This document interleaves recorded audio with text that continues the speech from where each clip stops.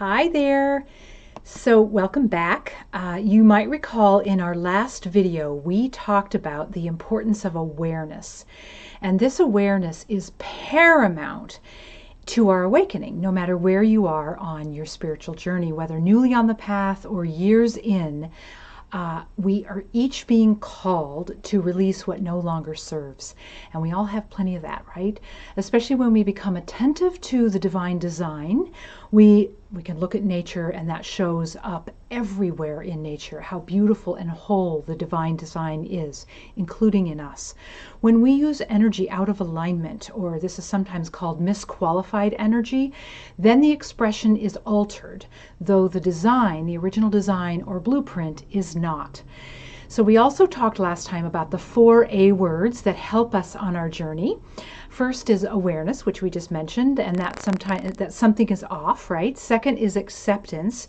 So rather than running from the scary thought, we use our tools to transform, which we'll learn now.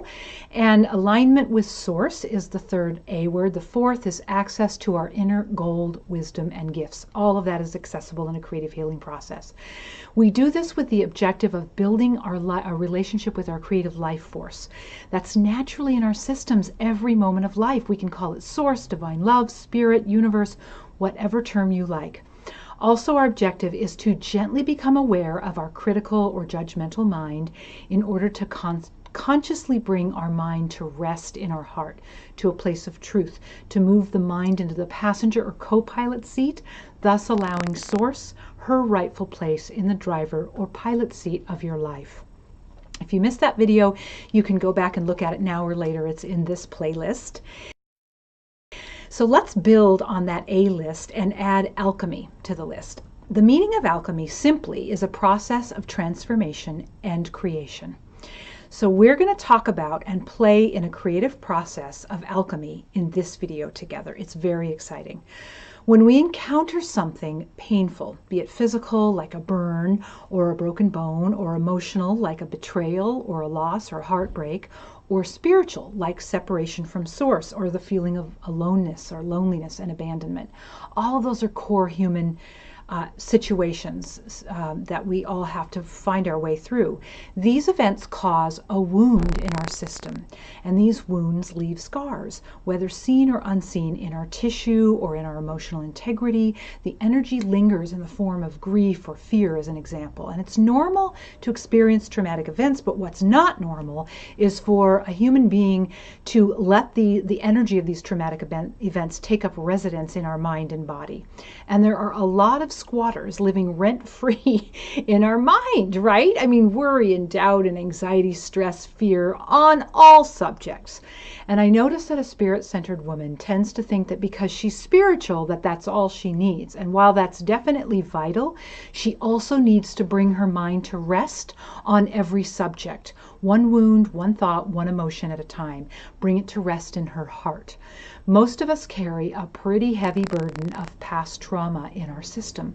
In fact, researchers are learning more about how trauma can even be passed along in our DNA through our lineage, that there's a vibrational continuum, if you will, along which we have small, medium, and big tangles of energy in our system that represent various traumas until we bring them to rest, until we release them out of our system.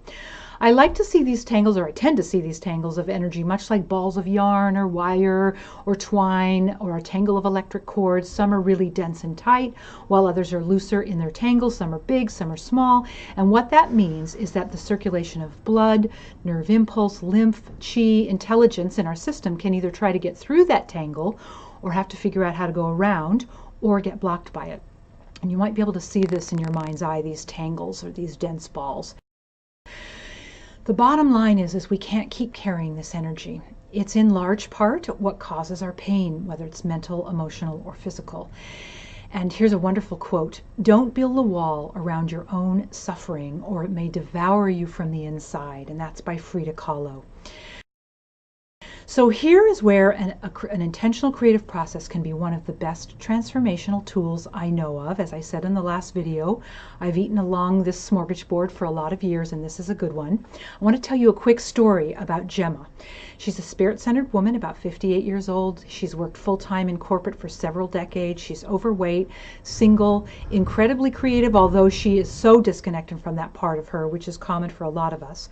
Has a huge heart and a fairly low self-esteem. She was very reluctant to play on this creative healing process playground, but she did it anyway. She says now it's because she had tried everything else. Nothing was working. She'd get all excited about something new and get hopeful, and then she'd sink back into disappointment and even despair because she'd end up back at square one again in almost every area of her life: health and weight, her sense of self-worth, abundance, fulfilling work, and a love relationship that she craved and ached for a lot.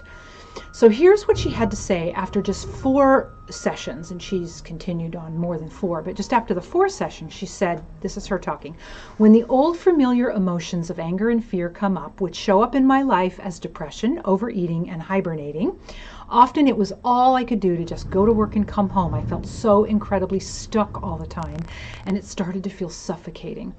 Knowing I had the journal page or the canvas to hold my stuff, I would just sit with my anger and let it be what it is, what it was. I've never done that before because I was always too afraid it would hurt me or that I would drown in it. But I realized it's just a thought, and part of what I guide, now this is me talking, part of what I guide women to do is not resist what's there. So then she would say to herself, well, what if I walked toward this anger instead of running from it? What if I turned toward the thought and didn't resist it? If I just let it be what it was and just be aware of it, accept that it happens to be there. Can I give it my attention? Can I practice not distracting myself with something else? Can I stay with it and see what else I might become aware of in the staying with it? Can I ask it what it needs? Does it need a breath or to soften or some movement to open? Or could it be sound? Do I need to hum or sing something to untangle the energy? Sometimes it was just tears. Can I allow what comes to simply be okay? And then she says, I would do this until I feel the next feeling or notice the next thought, the one under the anger, which so far has always been fear for me, and I continue to practice staying with it. I tell myself I am safe. I invite source, which always feels soothing. And then I go to my journal or the canvas when I have more time, and I make the marks that feel like being on the page. I pick the colors that light up for me, and I let this anger and fear and pain and old tight energy move through me until it feels like it's run its course, which it always does if I stay with it. And there may be more than one course, but I ask, is this course complete for now? And then I ask Spirit for the wisdom that the anger and fear has for me. What would it have me know? What message of intelligence is at the center of the feeling or thought or sensation? And this has been surprisingly magical. It really does come, and I always feel lighter after creative process. And the best part, the shifts are permanent. And I'm so grateful for this, I barely have words. And that's what she has to say.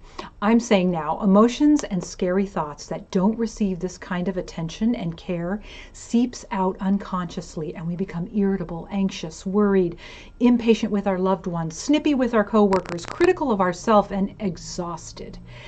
And when it does receive this care and attention, this level of care and attention, well then your anger and fear becomes your wisdom. When you alchemize this energy, it can guide you to make healthy choices, high-minded decisions. It gives you access to self-acceptance and more meaning in life. It allows you to connect with your creative life force and inner guidance. And this level of creative alchemy can change everything for you, for others, and for all of humanity. One paintbrush, one stroke at a time.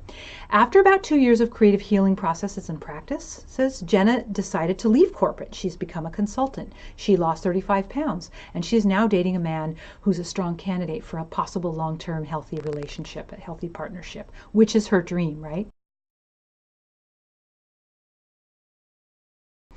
And she's been on this journey, excuse me, for over 2 years. And goddess bless her, She stays with herself. She engages in creative processes, journals, and follows her inner guidance. And it's the best way I know to create a body and life that we love. And she's the first to admit that it was scary at first. She often wanted to give up and run the other way. But remember, it was her sense of desperation that gave her just enough to not give up, to stay the course, one foot in front of the other. One day Jen and I were talking, I remember, and it was important, I felt like it was important that she know that any emotion or thought has particular vibration of energy. So anger is a particular measurable vibration, fear has its own vibration, grief, etc. And the thing is, vibrations can't hurt us. It may feel like the emotion or the thought or the vibration will swallow us whole, but that never happens. The other important thing to keep in mind is that if becoming aware of an emotion or thought, then we can trust, if we become aware, then we can trust it's ready to be released and shifted. Otherwise, it wouldn't be coming up to our awareness, period. And here's what I've learned in my own journey and in helping hundreds of other women. When something is up or in your awareness, then it's ready to be released.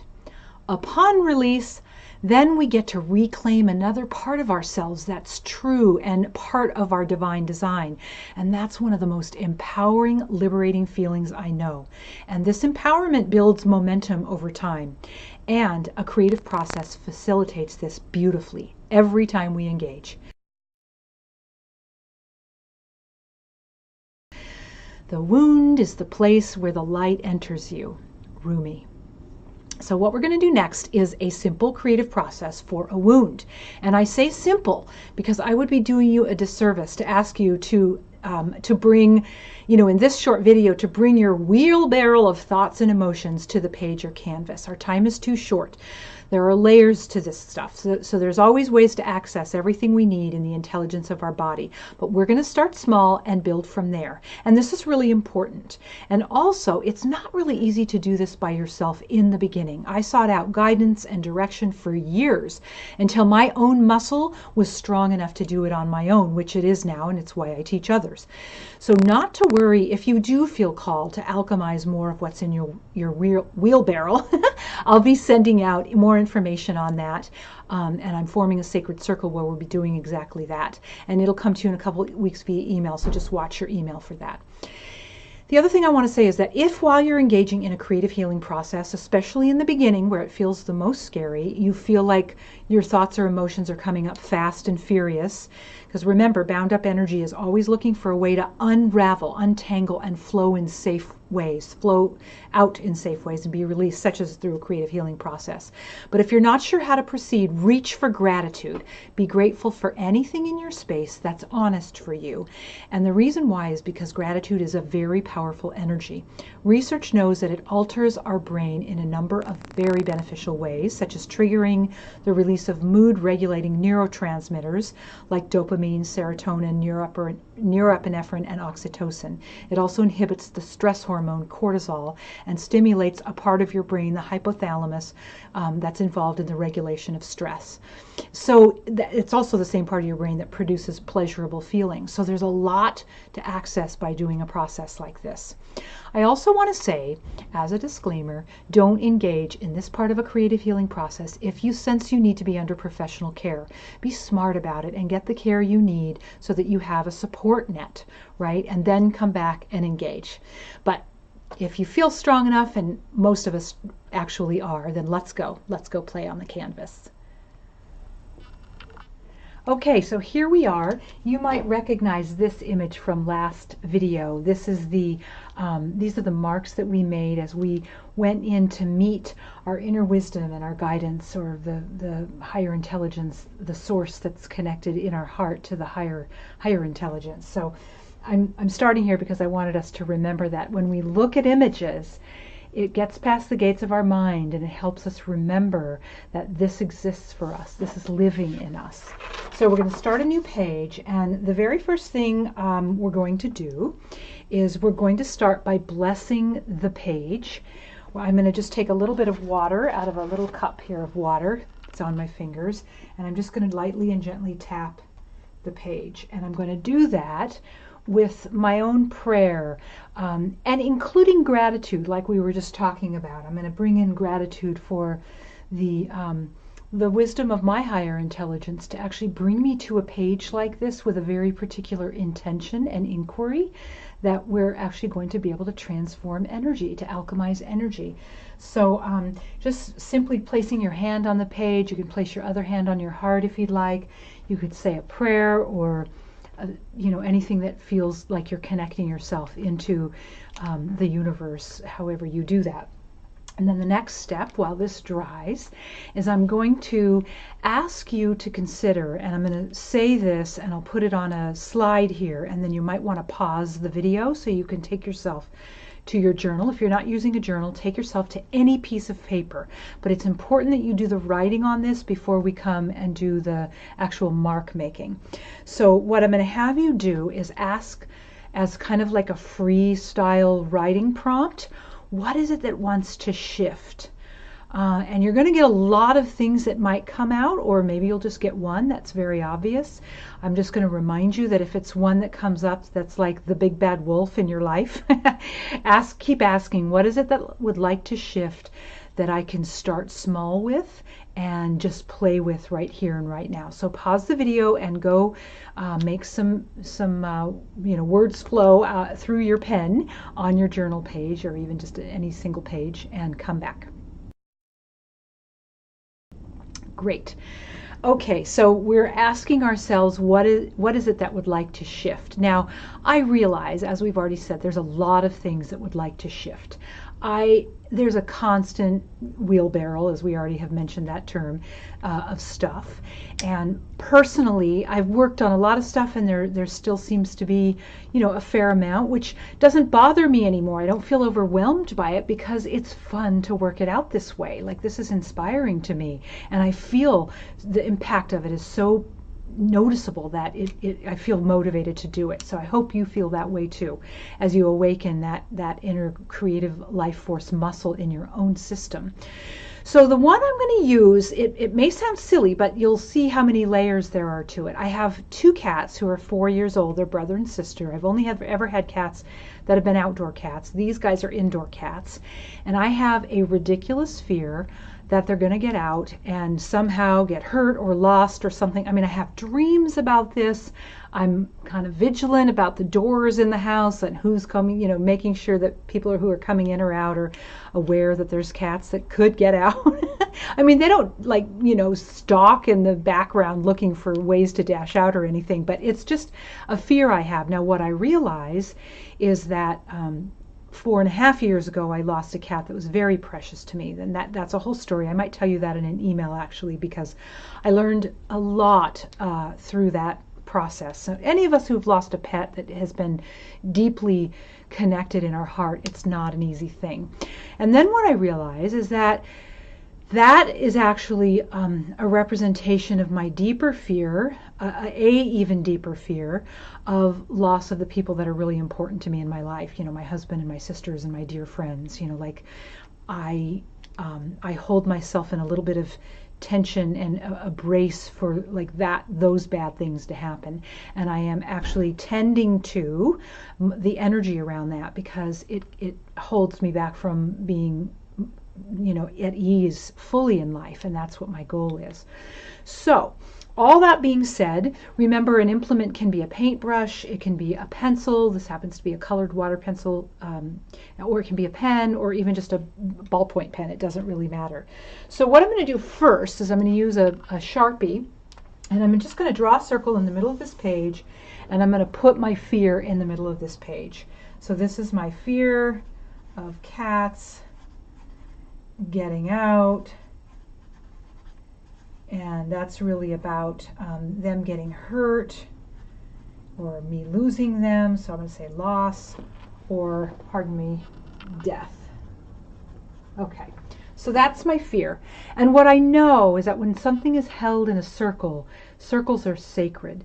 So I'm giving this fear into this sacred circle. This is a ritual piece because we are claiming that this circle is sacred and that I am intentionally putting my fear into that sacred circle to be held by an energy that's greater than me for the invitation of alchemy, right? Like, I am intending to transform this energy so that I have more freedom around the layers of this particular piece. Okay, so last time you might remember I had 3 colors. I'm going to ask you, I'm going to do a paint thing here now, right? So I'm going to have 3 colors. I'm going to use a green, and you don't really need all that much. I'm going to use a magenta. Just pick 3 colors. It just makes it easy for you. And recall that what we're doing when we're picking colors, whether it's, you know, from a cup of you know, colored pencils, we're actually kind of just looking at them and quickly scanning them to see if anyone in particular lights up, right? So if one lights up, then choose that color. Don't even question it. Just pick it. You know that you just can't do this wrong, right? I mean, the worst that you do is that it just gets so out of control that you just start again on another page. Seriously, there's like no way to do this wrong. So then what I'm going to do is I'm going to choose the color of magenta, and I'm going to encircle this sphere. And I'm just going to, while I'm doing this and while I'm just sort of intentionally making this circular motion, I'm again praying through my paintbrush. I'm intending through my paintbrush. I am requesting and, you know, creating an inquiry to my higher heart, my divine love, my source, the part of me that is fully connected to source, which we all have, and to my creative life force, to engage with me in this request for alchemy of this particular fear. Now, I've done this on things that I've gotten, like if I get irritated or angry with someone or about a certain situation, or, you know, I'm working out a piece like that, I'll put that in the middle, and then I'll just, you know, I'll just intend that it be held in a sacred way so that I may do the work of alchemy. I've also done, I've done it on so many things. I mean, the list is long. You can literally do this on anything and everything. Then what I'm going to do is I'm going to make another geometric shape, and I think I'll do that in the color green. And that shape is going to be the shape of a triangle. And I'll tell you in a moment why I'm doing that. Because here's something to know about the transformation, the transmutation, and the alchemy of energy. We're on a planet of polarity, right? There's night and day, sun and moon, love and hate. Everything has an opposite. That's the yin-yang that comes out of the Chinese wisdom.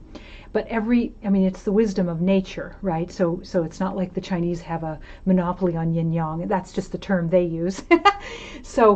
But what we now know is that when you take 2 polar opposite energies, so we're going to put one energy here and its opposite here, and I'll tell you in a minute what I mean by that, then there's the possibility, and this is what happens in the alchemy, for a third energy it's a transcendent third energy from these 2 polar opposites to be offered and given, and you know, have it be an energetic outcome of the alchemy and its wisdom, right? So what I'm going to do is I'm going to just write on this side. I have fear.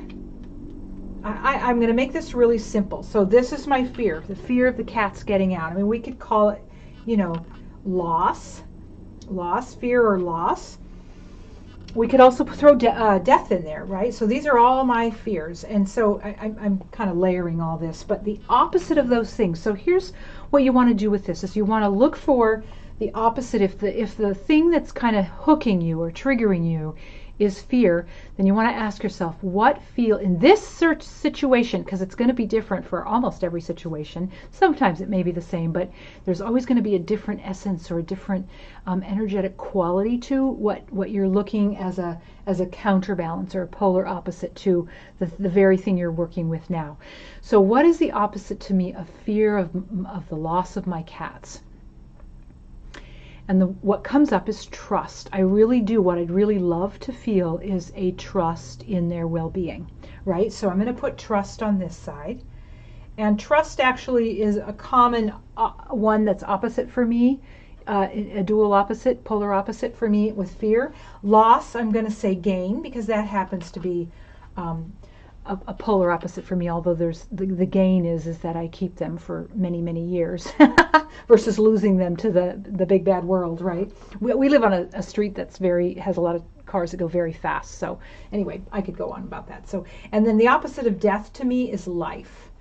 So, so those you can see are polar opposites. Now you may not be able to see those words very well, but so on the one hand, and I don't know why, but I tend to put the sticky thing that I'm working with on the left, and then on the right I put its opposite.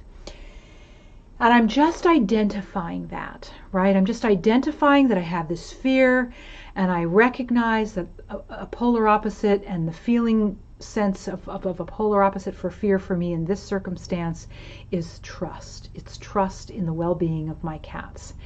And then I hold those energies with grace. I don't resist the fear. I don't invite trust in. I just allow them to be an energetic polarity out of which a third transcendent energy of wisdom will give itself, give its awareness to me. I will get insight to that. The wisdom will present itself, either literally on the page, it'll drop in, it'll happen in my journaling, it'll show up in a song, it'll just pop in when I'm folding laundry tomorrow morning. I mean, there's many ways that it'll pop in. But the key here is to hold the energy gracefully, not with angst. And this does require a little bit of trust, and you'll build that muscle of trust that this will happen for you the more you do it. And then you can come back to the canvas with your paintbrush if you like, and you can create a place up here. You can do this any number of ways. I mean, you can make like a V like this, like you're saying yes to the universe. This could also be like a chalice where you're allowing for the nectar of wisdom to be held in this place as it's being transformed and alchemized out of these two polar opposites. You can even go in and make any other kind of mark that feels that you're feeling drawn to do. Like I happen to like the figure eight thing, so I could come in here and I could just make a figure eight, which is like an infinity sign, and I'm doing that with the intention that these two energies will come together and they will cause the transformation into a third higher energy of wisdom to land in my chalice and make itself available to my awareness. You could also do dots, like I could actually make dots along this side of the triangle, any side, it doesn't matter, you can't do it wrong. I'm just saying I'm doing it on this side because this is where my fear of loss is. And I can make a mark for every one or everything that I've ever lost, so that I'm actually honoring loss, right? I mean, it is part of life, as we know, but I want to give it an honoring. And so I can go and I can do that. I can make these dots along that side. I could, there's so many, you could just sort of encircle your words in a way that you're recognizing that they are in you, that they exist. Like I'm recognizing this fear is in me, and it's in me, and it's present to my awareness because it's ready to get released. So now, will it flip off like a light switch and just go away? I don't know. We'll see. Sometimes that happens. But because I know this is actually sort of a layer of a deeper piece, it probably won't flip off like a light switch. But that's okay with me. I'm happy to work with this until I have the freedom around fear of loss or fear of the people that matter to me dying. So anyway, you can do all these kinds of things. You can do any other kinds of decorative stuff. You can collage pieces on here that feel part of this particular story. I happen to love the lotus flower too, and I'll tell you why I do, and you'll hear this more than once from me.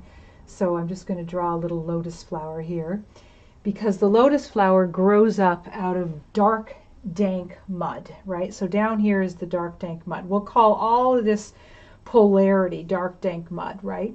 So up out of that dark, dank mud grows a most beautiful blossom of a lotus flower. She's pulled up by the light. She's actually being nourished by the mud. And that, at one point, some number of years ago, gave me this whole visual about how compost. A lot of gardeners like to compost. I happen to be one of them.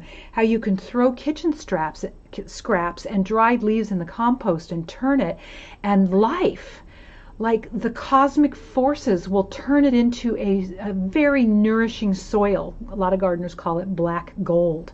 So here we are mining our gold out of our crap, right? So that's another way of looking at it. So I'm going to set you free to play with your page. If you've decided to do it on a larger canvas, then that's great. You have much more space to play on. But what I'm going to ask you to do, well, I'll come back after in another segment, and I'm going to actually give you some journal prompts to mine your gold, to access the insights that this piece would have you know.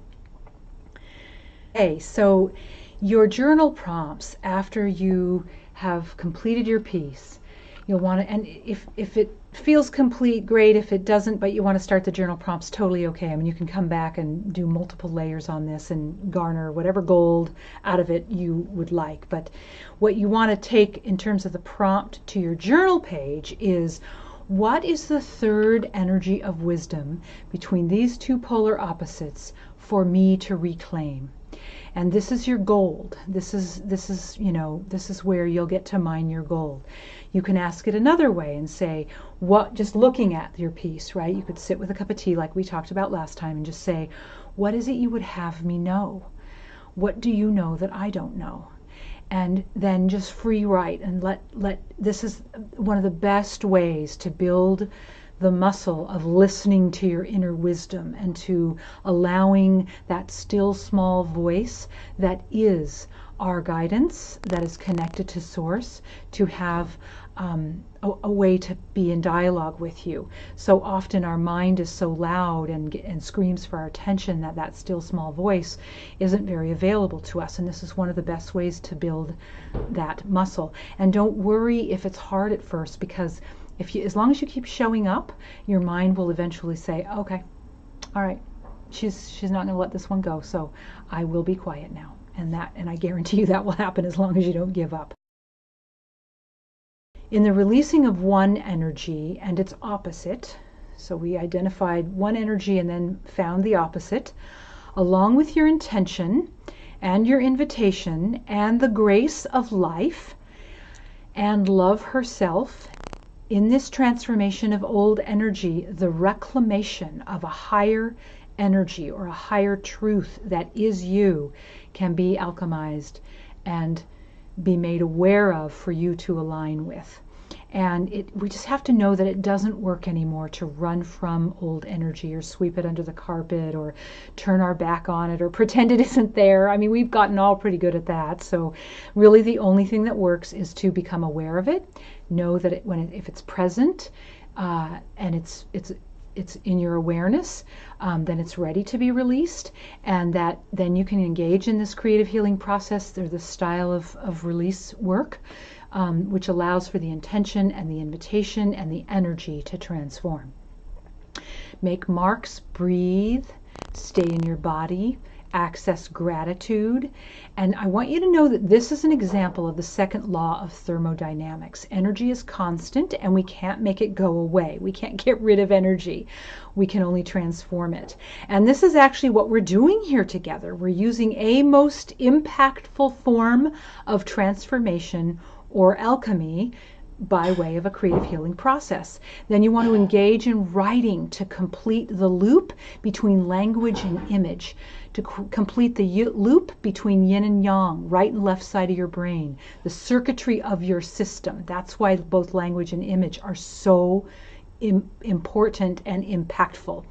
So then you allow for the grace of the process and the humbleness in your heart to reveal its wisdom to you, or its insights, or its guidance, or its, do this and don't do that, or whatever the wisdom presents itself as. And this is actually physics, and there's a lot of research happening on this. I already mentioned it's yin and yang. It's actually part of what the Hadron Collider is in CERN, Switzerland, has been working on, is that what happens when atoms bump up against each other, when two energies collide, then there's a transcendent energy, and we're literally participating in that at that level of physics. So I do want to say one more time that if you feel like you need support, go get it. Don't hold that back from yourself. Make sure that you get the help that you need. And as you discover how valuable this is, then when I send out the golden invitation to join our sacred circle to continue doing this work at much deeper levels, what we'll do there is, we'll be actually working on abuses or disappointments or betrayals, or even the core separation wound, the abdication of power, the abuse of power. I mean, those are the kinds of things that can be transformed, but not in a short video like this. It does really need a stronger container and a stronger field to actually let that energy transform. So yeah, so that was our wound healing course. So thank you for joining me, and I look forward to being with you again next month. In creative love and healing, Laurie Morse.